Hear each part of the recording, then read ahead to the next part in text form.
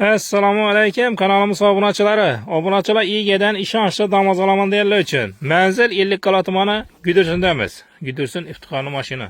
Egadan haqiqiy ishonchli mashina. 2023-yil damoz.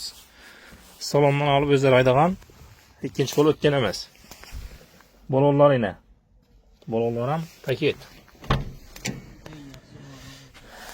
Hafta almashtirib onlardan meni ibidi yapıştırıp qo'yar ekanlar.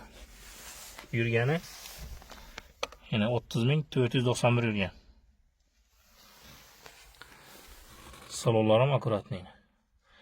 Kanalda sevgili abone bo'lamiz. Bir like bosib qo'shib qo'yamiz. Shunday ishonchli damoz olaman degan do'stlarimga tashab qo'yamiz. Yana salonlar orqa taraflari.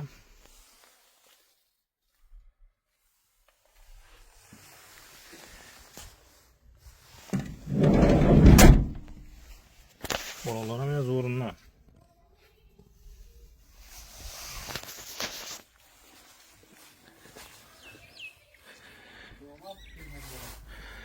Neomax mı yani? Balonlar Neomax balonlar.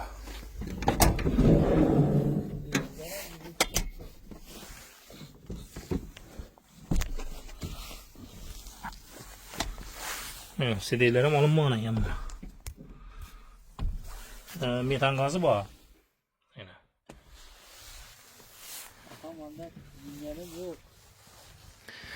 Satamanda alınmağıydı.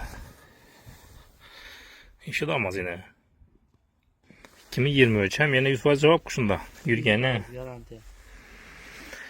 Maşinini obunachilar bakasına gelsek bakası 85 milyon so'm aytib turdim. Aytilishi 85 milyon so'm. 85 milliondan bilan qaytib kelishib beradigan yeri bor üstünde. Ekranı pesa telefonum bilan qoldiraman. O'zlaring kelib ko'rib savdolashib olaverasalar. Haqiqiy ishonchli damoz olaman degan do'stlarga videoni tashlab qo'yamiz buni.